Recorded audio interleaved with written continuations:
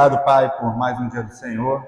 Obrigado por essa palavra que foi tão direta à Tua igreja, Pai, ao tratar da família, seja a nossa família em casa, a nossa família de sangue, as quais nós, principalmente homens, somos responsáveis, quanto a nossa família da fé, Pai, o cuidado que é exigido de nós uns para com os outros, Pai, também assim na confissão de fé, onde a gente viu a questão do quinto mandamento, a honra que é devida aos superiores e também o cuidado que é devido aos superiores para com aqueles que estão sob seu comando, Pai.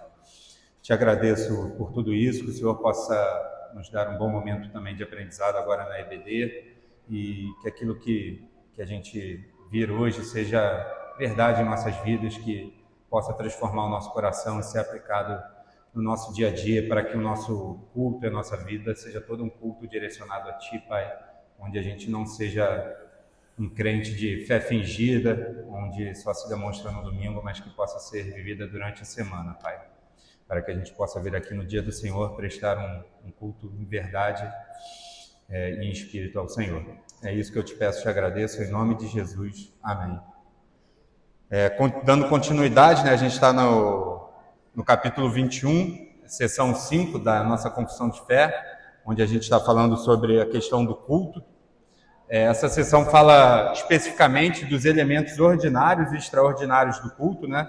Eu vou reler a seção, os irmãos podem acompanhar ali, está ali no slide, né, na tela.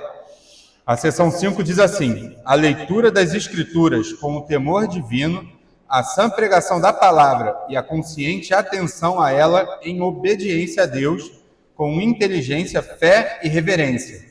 O cantar salmos com graças no coração, bem como a devida administração e digna recepção dos sacramentos instituídos por Cristo, são partes do ordinário culto a Deus, além dos juramentos religiosos, votos, jejuns solenes e ações de graças em ocasiões especiais. Tudo em que em seus vários tempos e ocasiões próprias deve ser usado de um modo santo e religioso. Eu não sei se os irmãos se lembram, vou só passar, qualquer coisa está disponível lá no YouTube da igreja. No domingo passado a gente já viu sobre a questão da leitura das Escrituras, né, com temor divino, as aplicações práticas disso, a sã pregação da palavra, né, também as suas aplicações práticas, e a atenção consciente com inteligência, fé e reverência. A gente viu que tudo isso estava ligado, né, uma coisa a outra, apesar de eu ter aqui separado uma simples questão didática, a nossa confissão de fé, assim como a própria essência desses 3 pontos, estão totalmente ligados um ao outro, né? E a gente terminou começando ali, tratando bem rápido, o cantar salmos com graça no coração, conforme ele diz ali, né? O cantar salmos com graça no coração. E aí a gente viu o que isso significa, né? Que é a questão do canto congregacional, que ele é meio de ensino, louvor e edificação espiritual, onde o foco é o conteúdo bíblico e não a performance.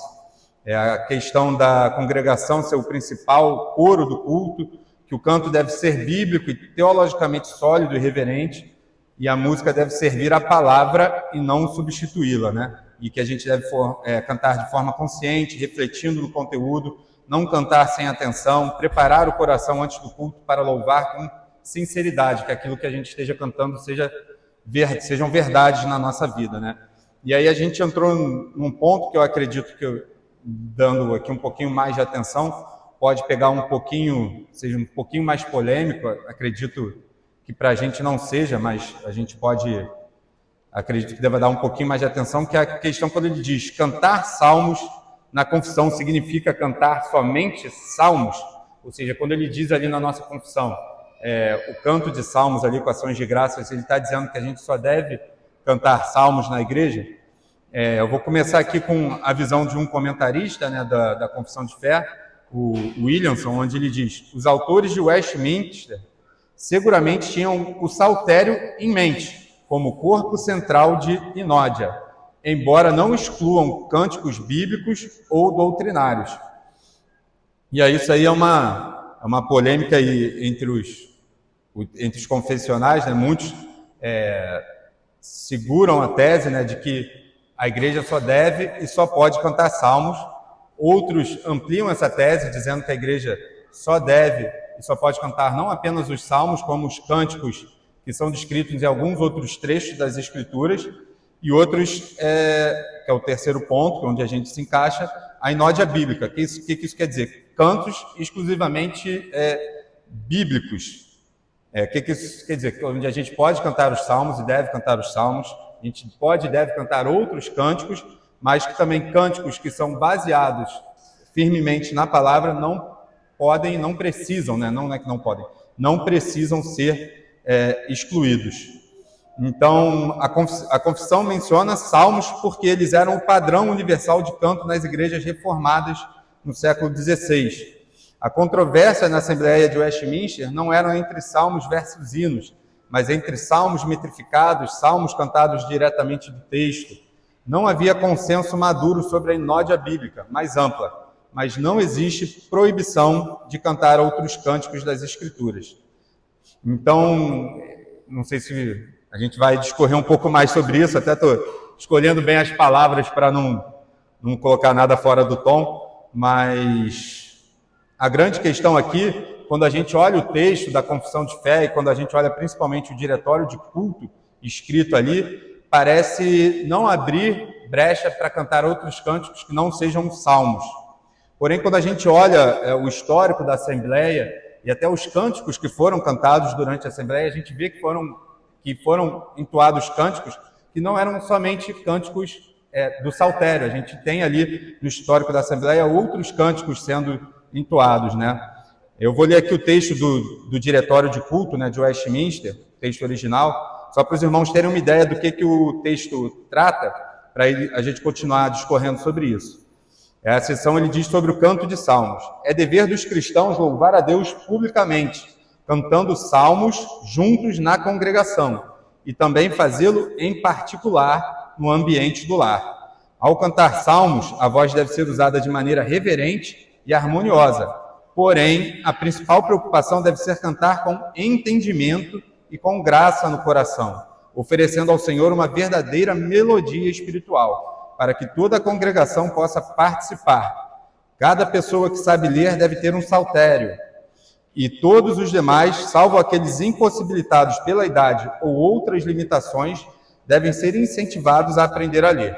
Contudo, enquanto houver muitos na congregação que ainda não sabem ler, é apropriado que o ministro ou outra pessoa capaz, designada por ele e pelos demais oficiais, leia o salmo verso por verso antes de ser cantado. Isso aqui é o diretório de culto, né? E aí eu peguei algumas citações de diversos teólogos analisando tanto a confissão de fé quanto a questão do diretório de culto de Westminster, para dar um entendimento aqui em relação aos salmos. Porque quando a gente para e lê, parece ser bem direto, parece que ele não abre brecha ali, né? Mas como eu disse, quando a gente olha todo o contexto histórico, assim como o contexto da Assembleia, a gente vê que outros cânticos e outros hinos foram aceitos naquela situação, naquela condição, e são aceitos, desde que sejam bíblicos, no dia do Senhor, no dia de domingo, né, quando a igreja se reúne para o culto solene. Eu peguei algumas aqui, por exemplo, do John Murray. Ele fala: a confissão não exclui outros cânticos das Escrituras. O termo salmos pode ser compreendido em sentido amplo, incluindo todos os cânticos inspirados. O Williamson, como eu falei, a confissão não proíbe o uso de outros cânticos bíblicos. Os puritanos geralmente entendiam salmos em sentido inclusivo, significando cânticos inspirados, ou seja, não apenas salmos, mas também os salmos. Um outro teólogo reformado contemporâneo, Robert Letton: nada na confissão exige exclusividade salmódica. A linguagem é descritiva, ou seja, está descrevendo, e não restritiva, não restringindo. Ela afirma que devemos cantar salmos, mas não que devemos cantar apenas salmos. O Van Dixhoorn, que é outro comentarista que o pastor citou até no momento da confissão dos pecados, né? Os membros da Assembleia cantavam outros cânticos bíblicos além de salmos. Eles não pretendiam impor exclusividade.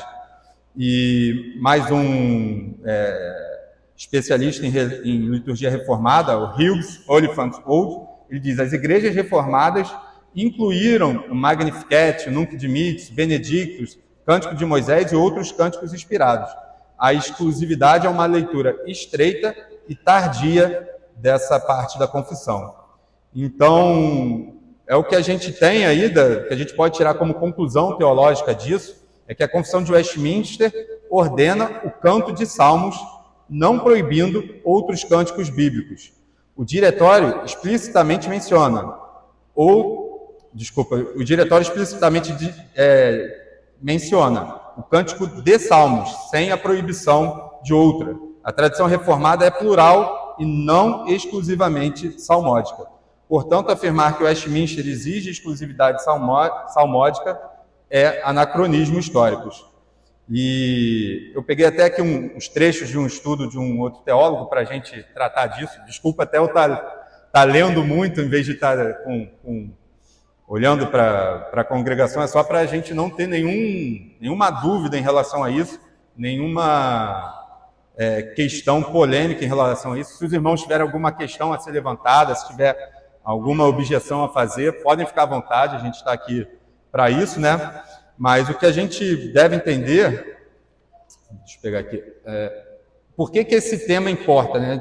Pô, Daniel, tu está tratando aí, a gente vê hoje em dia as igrejas cantando de tudo, né? Tanto em igrejas reformadas, cantando diversos textos. Por que isso importa? Por que esse termo que parece um detalhe tão insignificante, né? A gente deve cantar só salmo, deve cantar outros cânticos. Por que isso é importante? Porque ele envolve o que a gente está estudando, envolve o dia do Senhor, envolve o culto a Deus, envolve a questão de como Deus exige ser adorado, né? Então isso deve ser de máxima importância para o cristão. Por que esse tema é importante, né? Se Deus nos chamou e salvou para oferecermos sacrifícios espirituais e proclamarmos o seu louvor, a gente não quer e não deve apresentar algo que deve ser inaceitável diante dele, né? Então, a gente deve evitar cair em práticas pecaminosas, e por isso a gente deve examinar esse detalhe da nossa confissão, para que a gente não entre nessa questão, né? Eu vou apresentar rapidamente o argumento de quem defende, esse aqui não é o nosso argumento, né? O argumento de quem defende a exclusividade salmódica. O ponto de partida deles é a questão do princípio regulador do culto e também do Diretório de Culto de Westminster, né? Onde eles dizem que não há... como que eles podem cantar somente, que a gente deve cantar somente o que é inspirado e autorizado. Eles prendem muito a questão do termo salmos ali, tanto no diretório quanto na confissão de fé, né? Então eles admitem que existem outros cânticos inspirados fora do saltério, mas eles dizem que somente o saltério foi autorizado para o cântico da igreja, como desde o Antigo Testamento, né? Eles dizem que, na lógica deles, outros textos, como de Apocalipse, textos de Êxodo, de Deuteronômio, não podem ser cantados, apesar de serem ditos como cânticos ali na igreja, né? Na igreja, em momentos da igreja, né? Como na saída do Egito, em outros momentos, apesar da Bíblia descrever, eles dizem que era uma descrição do momento, que a confissão de fé, que a própria palavra só diz que só os salmos devem ser cantados. Só que a gente entra num problema muito, muito grande se a gente passa a admitir que somente salmos podem ser cantados no culto. Porque uma coisa é a gente afirmar que Deus ordenou cantar somente o saltério. Outra coisa é demonstrar isso pela Escritura.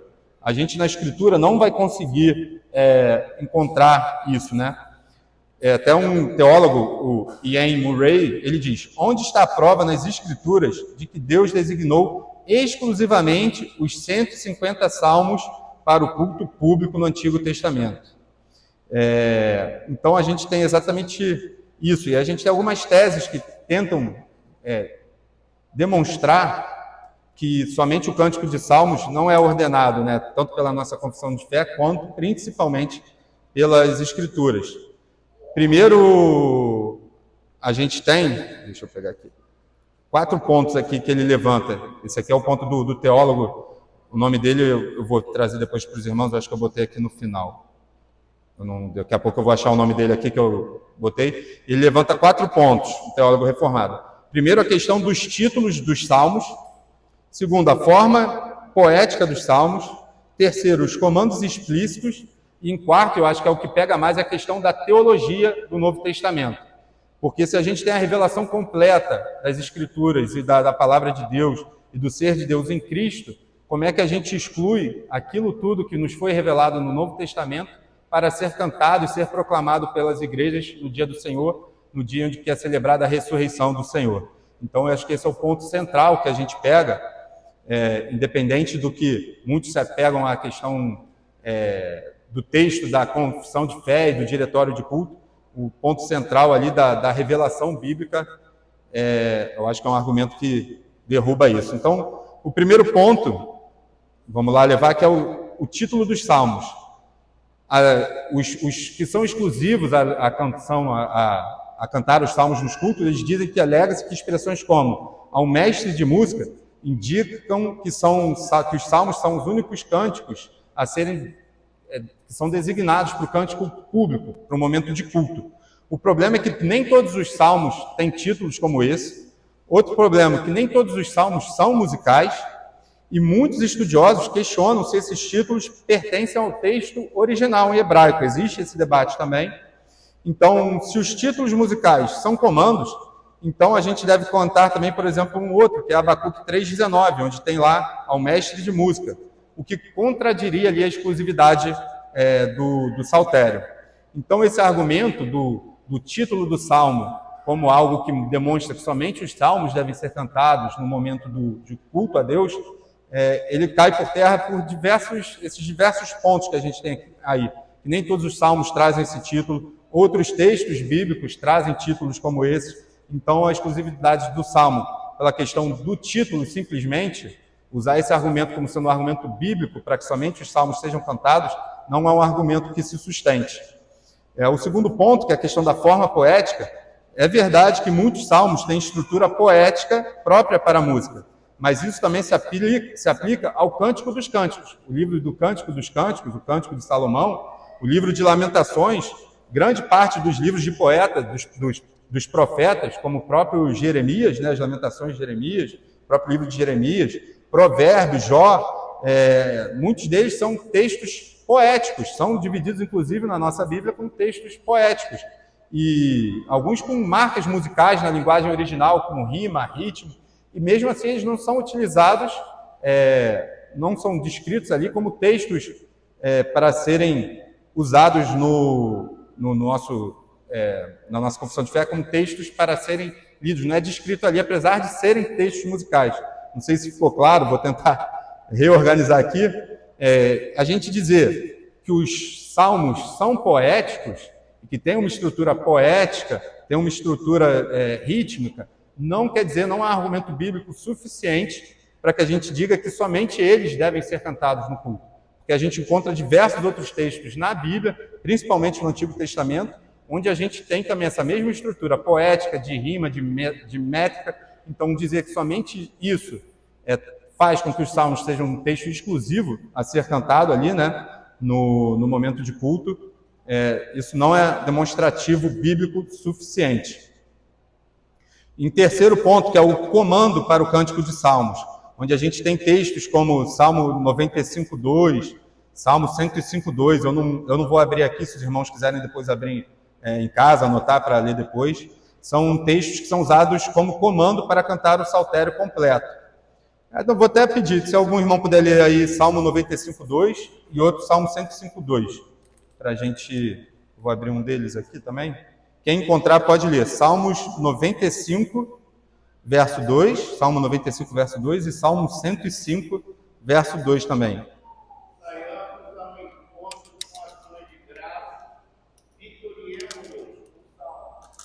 E 105, 2.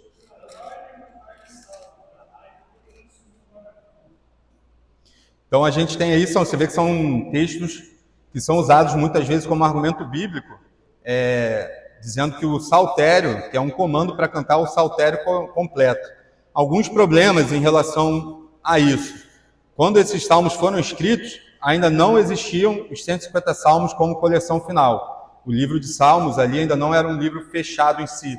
Então a gente dizer que esses dois textos, esses dois versículos isolados, é um comando para que somente os textos de Salmos, somente o saltério deve ser usado como cântico da igreja, não condiz, até porque os salmos, quando esses textos foram escritos, ainda não estavam fechados. E as palavras hebraicas usadas nesses textos significam cantar ou celebrar, não é um saltério canônico, não são palavras ali traduzidas na questão de vamos cantar os salmos, vamos celebrar, não está se referindo ao saltério como a gente tem hoje, canônico, fechado, os 150 salmos, mas sim textos ou cânticos bíblicos, cânticos ao Senhor, né? Esses salmos exortam a cantar todas as obras de Deus, e nós hoje conhecemos ainda mais das obras de Deus do que Israel conhecia naquele tempo. O Novo Testamento também ordena cantar salmos, hinos e cânticos espirituais.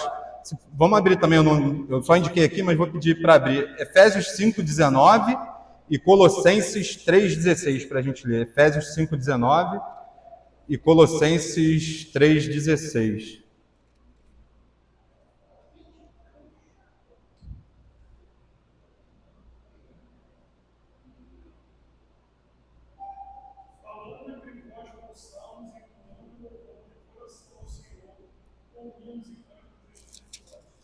E Colossenses 3,16.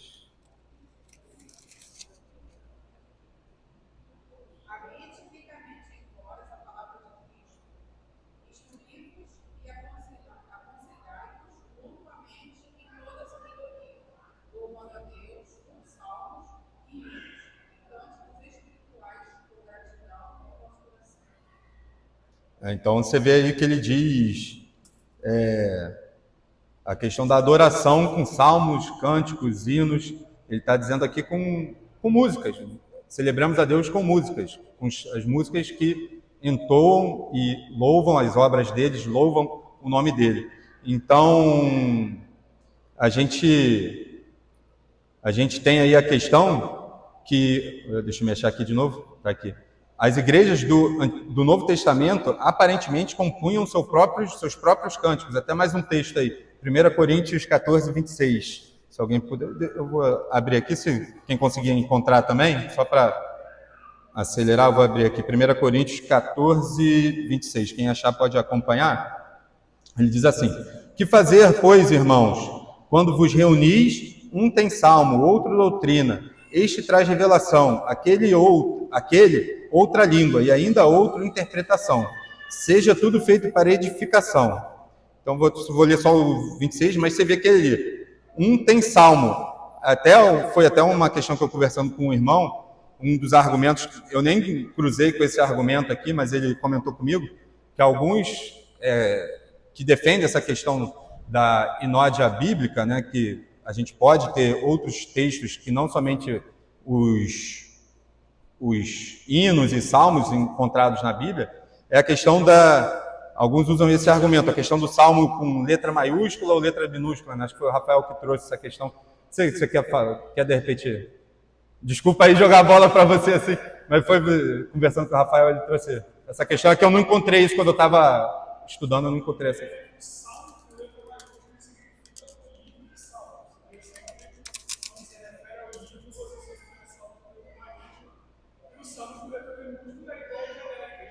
Música.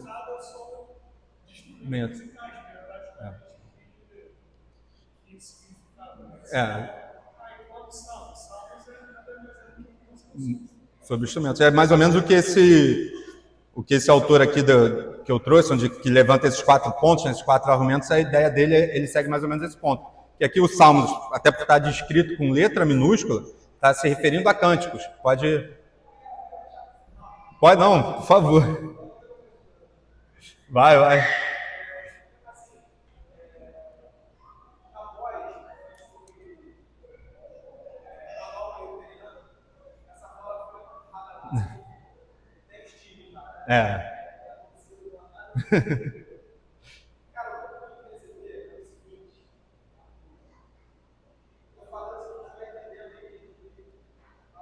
Qualquer coisa eu tento resumir depois. Tem o microfone também que é.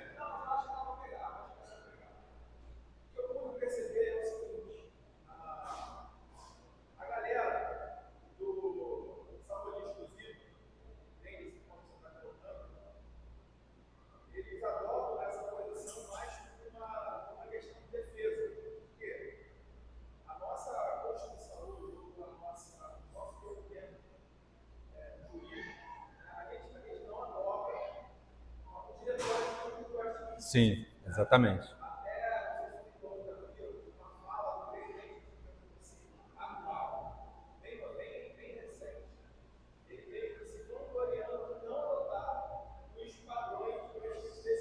Do diretório. Do diretório. Ah.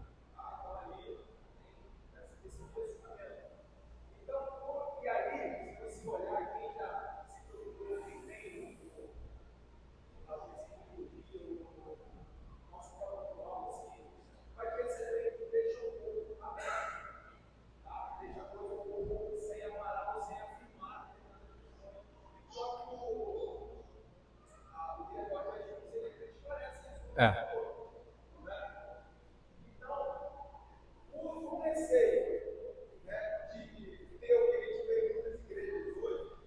É.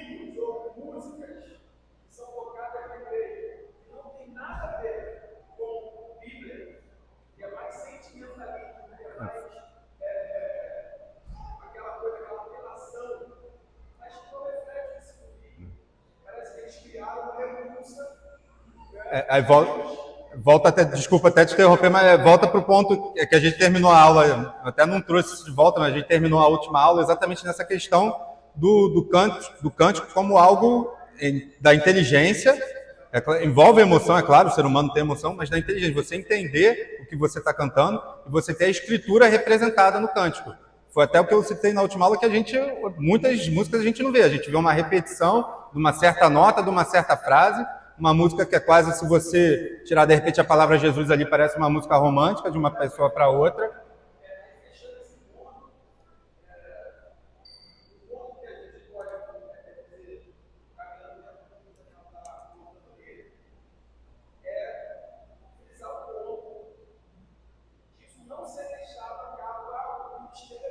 Sim.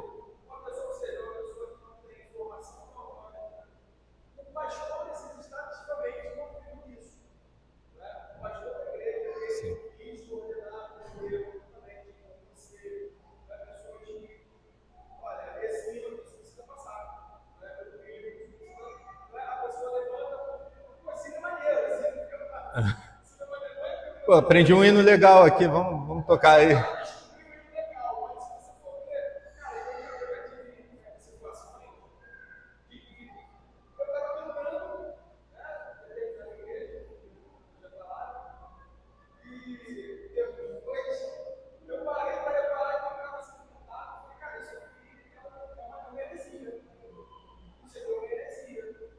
Ou às vezes até.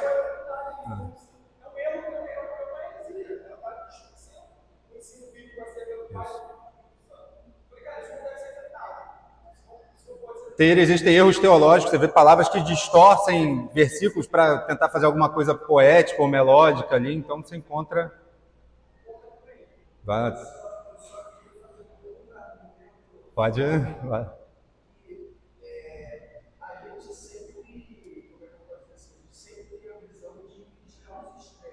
Isso.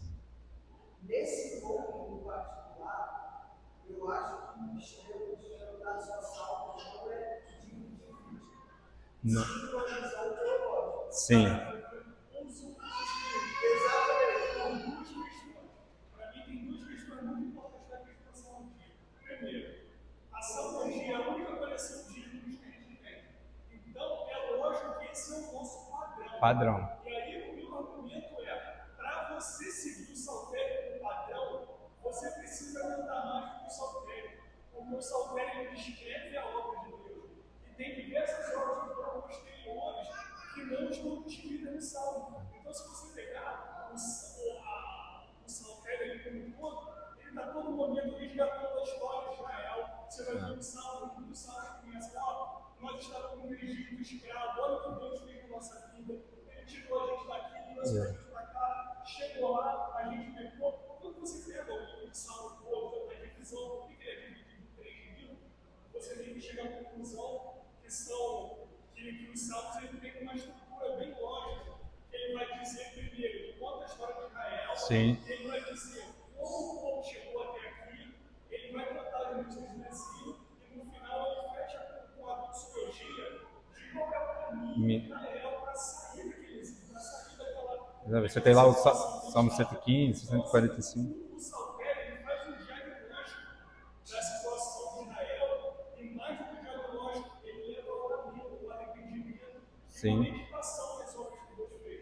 Então, por exemplo, se a gente ficar fechado só isso, talvez outra pessoa tenha uma visão diferente, você não consegue fazer um diagnóstico correto com a solução exata. Exato. Você tem lá que o Saltério fala de Jesus o tempo todo. Você vai conseguir chegar em Jesus, mas sempre por inferência. Você não pode falar de forma abertamente sobre a cruz, sobre um sacrifício expiatório. Tem uma série de doutrinas que elas são tratadas ali No Novo Testamento, que ainda é incipiente, né? Ainda são sombras. É o ponto que vai. como uma inferência indireta. Isso. Hoje você já tem isso de forma clara. Eu acho até que para você seguir os argumentos para você seguir a estrutura do salmo, essa ideia de como ele vai conseguir fazer o diagnóstico da nossa situação e nos guiar no caminho como nós saímos dessa situação que ou seja, aquela ideia sempre de cosmovisão que a gente trata de criação, queda E redenção consumação, para que a gente possa cantar tudo isso de forma mais plena. explícita. A gente precisa focar em acontecimentos Dentro do novo. que vieram depois, e assim chega a esse exemplo. É. E tem um teólogo que eu gosto bastante que ele fala o seguinte: a simples ideia que essa doutrina leva, de que eu não poder cantar o nome do meu Salvador, me leva a rejeitar ela completamente. E você não pode poder falar disso, não existe. É o ponto é o ponto 4 que ele toca, que ele usa até para fechar, que é exatamente isso, é o Novo Testamento. Fechando o terceiro, né, essa questão dos comandos, então com isso a gente já foi até encaminhando, o Rafael já abriu aí, não sei se todo mundo ouviu o que ele falou, mas bem resumido aqui, os salmos ali, eles, é claro, a revelação de Deus, eles contam a história de Israel, demonstram a necessidade do arrependimento, demonstram o caminho de saída para aqueles momentos da noite escura da alma, de como se livrar, a questão de adoração a Deus, se voltar para Deus, mas ainda assim, eles são sombras, como disse o Fernando, ele não é a revelação completa, a gente ainda não tem a revelação completa em Cristo. Então, a questão da teologia do Novo Testamento é o principal ponto. Normalmente, um dos pontos de quem é salmodia exclusiva é que muitas vezes eles alegam, não todos, mas muitas vezes alegam que o saltério tenha toda a teologia necessária. Como o Rafael muito bem colocou, você não tem o principal ali, que é a cruz, que é Cristo. Por mais que você tenha várias sombras, vários pontos que apontam ali para a vinda do Salvador, ou que sejam analogias ou profecias, a revelação de Cristo no Novo Testamento é a mais clara do que no Antigo Testamento. Esses eu não vou ler, mas vou deixar indicado, como Efésios 3:3-5, Hebreus 1 e 2. O Antigo Testamento anuncia Cristo em sombras. O Novo Testamento revela ele em plenitude. E aí eu vou trazer um trecho de Calvino nas Institutas, onde ele diz: Cristo era conhecido sob a lei, mas foi plenamente revelado apenas no Evangelho. Logo, cantar apenas sombras, enquanto ignoramos a revelação plena do Evangelho, é teologicamente inadequado. Ele não diz a palavra incorreta, mas inadequado. Se a gente tem a revelação completa ali do Novo Testamento, é inadequado a gente ficar cantando só as sombras do que ainda estavam por vir. Então, a gente é profundamente agradecido pela riqueza do saltério. Ele deve ser cantado e nunca negligenciado, porém, os argumentos apresentados pelos defensores da exclusividade salmódica, biblicamente e até logicamente, eles não se sustentam. Aqui é o autor, né, vou ler um trecho do autor: não estamos convencidos de que a igreja deve cantar somente o saltério. E tememos que muitas igrejas reformadas que cantam hinos tenham sido injustamente acusadas de pecado. Historicamente, a exclusividade não representa a totalidade da tradição reformada. A Igreja Reformada de Genebra, por exemplo, não era exclusivista. Então, você vê que o Saltério de 1543, ele cita aqui também, incluía outros cânticos bíblicos, como os próprios 10 mandamentos metrificados, o Nunca Dimittis, o Credo Apostólico, a oração dominical e outros. Então, ele cita aqui a questão de um hino que é atribuído a Calvino, mas eu vou deixar. Então, até para finalizar, depois eu continuo a aula, só para finalizar esse assunto, hoje a gente tomou a conta da aula toda, mas para deixar bem claro, acho que foi importante. A pergunta, então, final, a gente tem autorização bíblica para compor e cantar músicas, hinos? Sim, a gente tem aí a autorização de textos, como ele citou, porque a gente citou Salmos 95:2, Salmos 105:2, Efésios 5:19, Colossenses 3:19, e mais precisamente, cantar a palavra de Cristo inclui cantar a revelação plena do Evangelho, a revelação plena de Cristo. Como negar à igreja na terra aquilo que o próprio céu canta, que a gente vê em Apocalipse 5 e Apocalipse 15? Como cantar sem jamais mencionar explicitamente o nome de Cristo?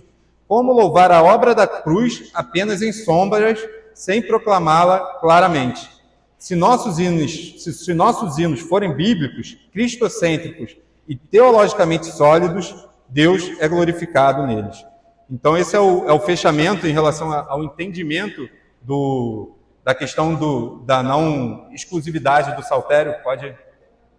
Da não exclusividade do saltério, né? É a questão esquecer o ponto principal, esse quarto ponto que ele traz, além dos outros pontos que ele sustenta ali biblicamente, logicamente, a questão da revelação completa no Novo Testamento, trechos bíblicos do Novo Testamento onde ele demonstra claramente que a igreja trazia outros hinos e outros cânticos, e que a gente tem a revelação completa, que o próprio céu canta essa revelação completa ao se referir a Cristo, né, ali em Apocalipse. Pode?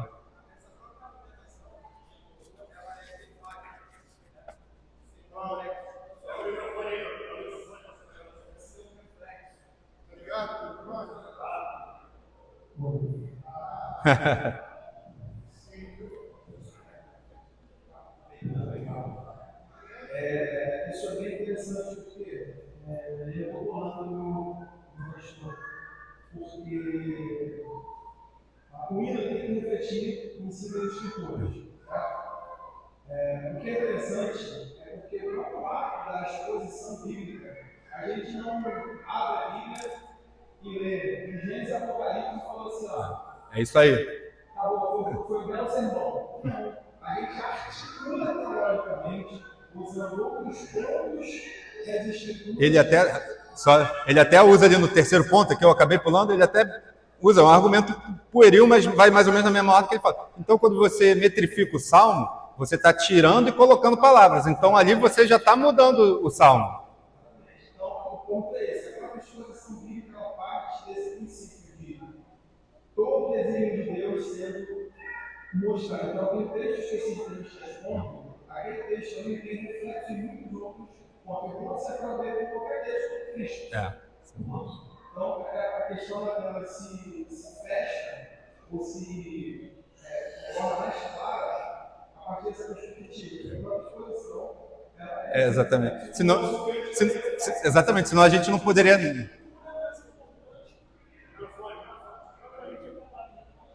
Ele falou, senão a gente está dizendo que a estrutura é mais importante do que a.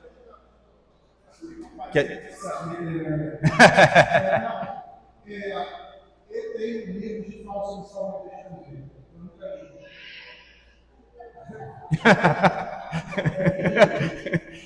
Li alguns artigos e tal, pelo que eu ouço falar, né, a questão de saúde exclusiva, ele tem fundamento. Sim. Tem fundamento. Mas a minha disposição em não estudar profundamente o outro lado, que para mim é tão simples, tão óbvio, até mesmo para essa argumentação, qualquer pregação é isso. Pregação é você falar da escritura, mas não literalmente. Sim. Você expõe, você explica. Então, assim, a minha disposição para ler o outro lado nesse sentido, quase zero. Esse é um dia, por exemplo, eu vou falar sobre salvação. Aí você tem que buscar o que eles argumentam, exatamente. Mas assim, apesar de dizer que os argumentos são argumentos bons, não é esse o fundamento. O fundamento que seja justamente ao salvo, esse é uma representação. Isso. Isso. Exatamente, um dos argumentos que a gente trouxe aqui.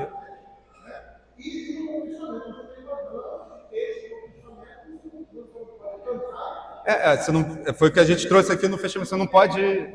Como é que você não vai trazer a revelação completa? Você vai trazer só as sombras? Você vai.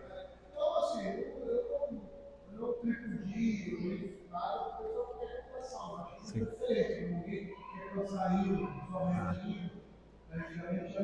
Sim. Isso é.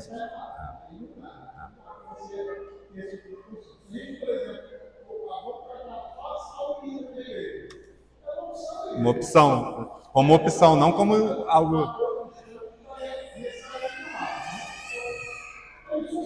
Eu acho que até para fechar, para a gente orar e irmos almoçar, para poder estar de novo aqui à noite, tudo volta à questão do ponto, porque eu acho que foi que o Fernando até trouxe, eu acho que o Rafael também, quem adota essa postura, muitas vezes é uma postura para, digamos, protecionista, né? Para não fugir, ainda mais pela difusão de músicas e hinos, digamos, hereges ou com erros teológicos.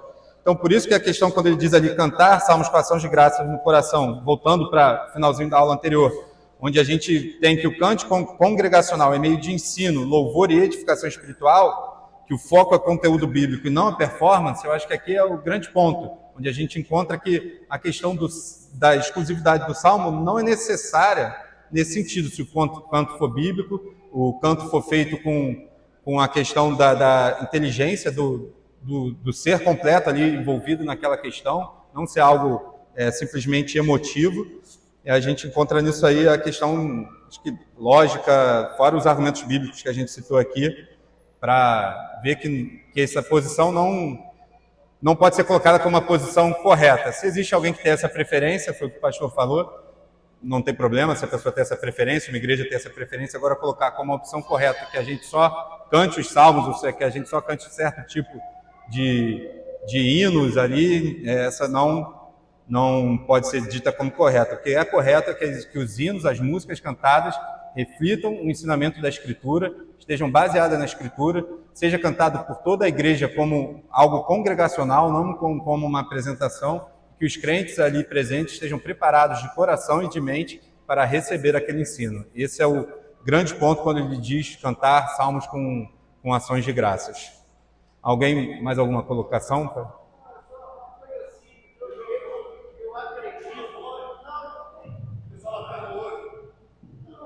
Eu acredito que esses homens que tiveram nesse debate, nesse tema, devam ter pensado muito nisso. Sim. E por zelo, pensando na igreja posterior, né? Eles tenham colocado desta forma para que a interpretação não fosse tão aberta. Senão você falava, cantar músicas aí. Olhando o final do capítulo, nós temos lá ações de graças em ocasiões especiais. Modo santo e religioso. E em vários textos de ocasiões próprias, deva ser usado de um modo santo e religioso. 1 Coríntios 14, 26, que a gente leu. Então, baseado em tudo isso, na leitura das Escrituras do temor, na inteligência, na pregação da palavra, na obediência a Deus, você exerce os cânticos na igreja. Exatamente. Eu creio que se você pegar o que está dito ali, você deu uma ordem clara. É até o que eu falei.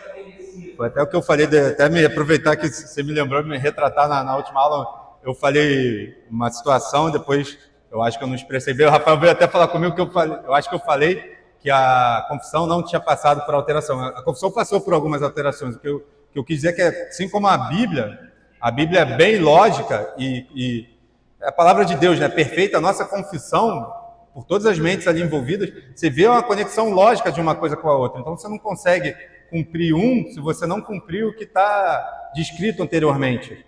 Então por isso que às vezes é até difícil dar aula aqui sem dar spoiler, né, sem tocar na sessão do amigo, sem tocar em outra coisa, a gente acaba trazendo outros temas, porque a confissão de fé é muito encadeada, por ser baseada na Bíblia, é muito encadeada, então fica difícil a gente tentar argumentar fora como o Rodrigo disse, daquela lei de cerca, daquilo ali que foi colocado para que a gente seguisse e mantivesse fiel à palavra de Deus, né? Você ora então para a gente finalizar, Alexandre, por favor? Senhor, nosso Deus, nosso Pai, nós queremos agradecer a Ti, ó Deus, pela Tua palavra que foi pregada, foi lida e exposta.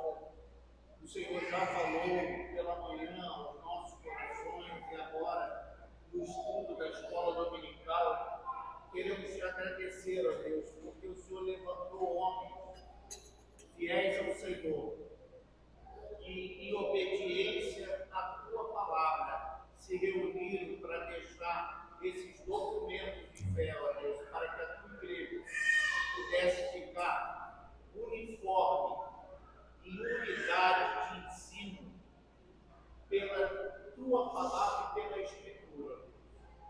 Que o Senhor esteja forjando em nossos corações uma fé amadurecida na Escritura, na Tua palavra e todos os documentos de fé que o Senhor deixou para a nossa igreja, para que pudéssemos ser orientados e direcionados em todo o ensino da Tua Escritura. Leve-nos, ó Pai, para os nossos lares, debaixo da Tua proteção e do Teu cuidado. Continue, ó Pai, em nossas vidas os exercícios espirituais, guardando este dia, e que possamos voltar para o culto vespertino, com o desejo de estar aqui, de prestar um culto que só a Ti é devido, ó Deus, e que o Senhor esteja também nos guardando na vida e na volta do culto vespertino. Em nome de Jesus nós te agradecemos. Amém. Amém.